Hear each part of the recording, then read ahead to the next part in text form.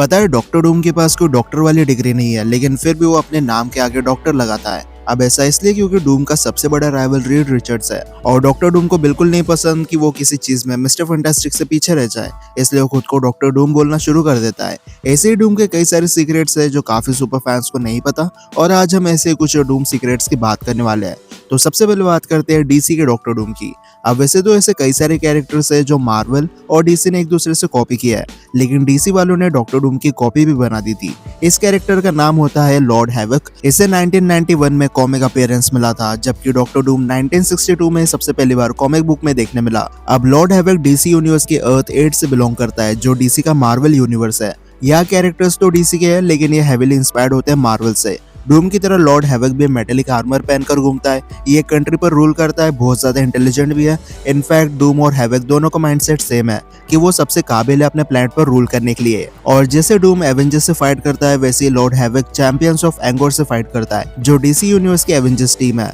Doctor Doom costume origin. अब कई सारे सूप्स के पास आर्मर देखने मिल जाते हैं। कोई अपने सूट को टेक्नोलॉजी से बनाता है, कोई एसगार्डियन मैजिक से, तो किसी को उसके आर्मर्स गिफ्ट में मिल जाता है। लेकिन डूम का कॉस्ट्यूम ओरिजिन कम्प्लीटली डिफरेंट है। बेसिकली एक स्टोरी लाइन में डूम अपने बचपन के प्यार को ढूंढ रहा होता है, और इस दौरान वो कई सारे मिस्टिकल बीइंग से हेल्प लेता है। और जब डूम को वेलेरिया मतलब उसकी चाइल्डहुड लव इंटरेस्ट मिल जाती है, तब वो उसे एक लॉकेट देता है। लेकिन जब वेलेरिया लॉकेट को पहनती है, उसकी बॉडी जलना शुरू हो जाती है। और तब डूम बताता है कि उसने नेदर डीमन से एक डील की है कि अगर उसकी लाइफ की सबसे इंपॉर्टेंट चीज को सैक्रिफाइस कर देता है, तो उसे इन्फिनाइट पावर मिल जाएगी। इस प्रोसेस में वेलेरिया मर जाती है, लेकिन उसकी स्किन डॉक्टर डूम का आर्मर बन जाता है, जो बाद में काफी आइकॉनिक बना। लेकिन डूम ने आगे चलकर उसके आर्मर में काफी ज्यादा मॉडिफिकेशंस किए थे, जिसकी बात हम आगे करेंगे। अब डॉक्टर डूम फेमस इस बात के लिए हुआ था कि उसने कई सारी पावरफुल बीइंग्स की पावर को अपना बना लिया था। और अगर उन कैरेक्टर्स की लिस्ट को निकाले जिनकी पावर्स डूम एब्सॉर्ब कर चुका है, तो ये लिस्ट काफी लंबी बन जाती है। लेकिन फिर भी हम कुछ बीइंग्स की बात कर लेते हैं। सबसे पहले डॉक्टर डूम कंडक्टर्स बनाता है, जिससे उसने जिंदगी में पहली बार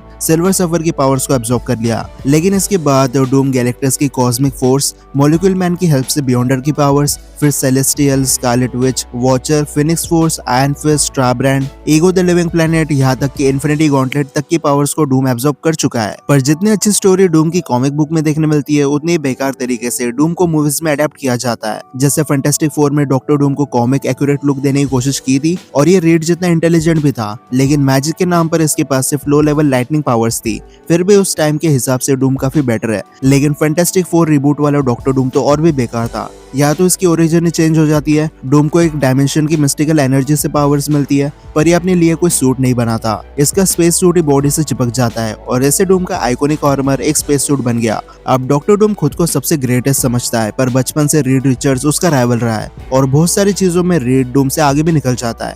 इसलिए डूम रीड से बहुत ज्यादा चिढ़ खाता है, और यही रीजन है कि जब भी डॉक्टर डूम को मौका मिलता है, वो रीड और उसकी फैमिली को बहुत बुरा टॉर्चर करता है।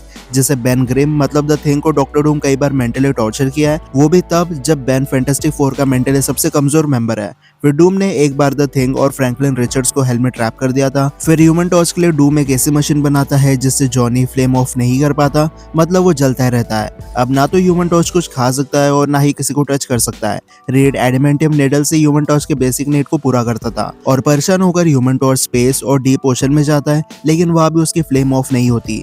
फिर रीड रिचर्ड्स की बात करें तो इसके साथ तो डूम ने बहुत बुरे काम किए हैं। जैसे रीड को मेंटली टॉर्चर करके द थिंग का चैप्टर खत्म करवा दिया था। फिर फ्रैंकलिन और सूजन को किडनैप कर लिया ताकि रीड अपने काम पर फोकस ना कर पाए। और रही बात सूजन स्ट्रोम की, तो कई सारी स्टोरी लाइन में डॉक्टर डूम इनविजिबल वुमेन से सीधा शादी कर लेता है। तो जब सिविल वॉर में टोनी स्टार्क की डेथ हो जाती है, उसके बाद डॉक्टर डूम आयरन मैन बन जाता है, और वो सारे काम करता है जो टोनी स्टार्क किया करता था। लेकिन इसके बाद खुद लोग और गॉड्स ये बात बोलते हैं कि डूम टोनी स्टार्क और तिचाला मतलब ब्लैक पैंथर से बेटर है, क्योंकि डूम अकेला है जिसने सोसरी और साइंस में मास्टरी हासिल की है। इसलिए जहाँ साइंस काम नहीं आता, वहाँ मैजिक काम आ जाता है, और जहाँ मैजिक फेल होता है, वहाँ डूम ऑलरेडी मेंटली प्रिपेयर्ड देखने मिलता है। अपनी होम कंट्री लैटवेरिया में डूम ने फ्री फूड, हेल्थ केयर और एजुकेशन दी है। और जब टोनी स्टार्क की जगह डूम आयरन मैन बना, तब ऐसे कई सारी चीजें देखने मिलेगी जो उसे टोनी स्टार्क से बेटर बनाता है।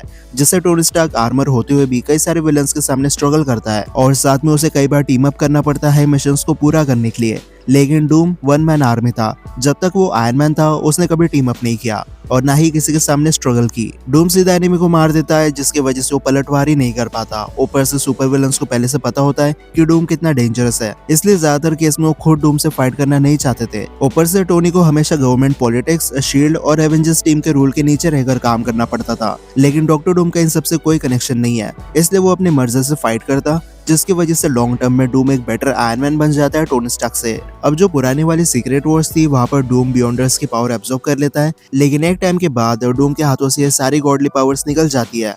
पर अर्थ 90251 डूम भी बियॉन्डर्स की पावर को एब्जॉर्ब कर लेता है, लेकिन ये पावर्स परमानेंटली उसकी हो जाती है। इसके बाद ये कई सारे एवेंजर्स और बाकी टीम मेंबर्स को मार देता है और इतनी सारी पावर्स डूम के पास थी, इसलिए यूनिवर्स का बैलेंस बिगड़ रहा था। तो सेलेस्टियल की आर्मी डूम पर अटैक कर देते हैं। डूम 400 साल तक सेलेस्टियल से फाइट करता है और आखिर में सारे सेलेस्टियल को खत्म कर देता है। पर ये एक अल्टरनेट यूनिवर्स की कहानी है, इसलिए डूम को ज्यादा एक्सप्लोर नहीं किया जाता।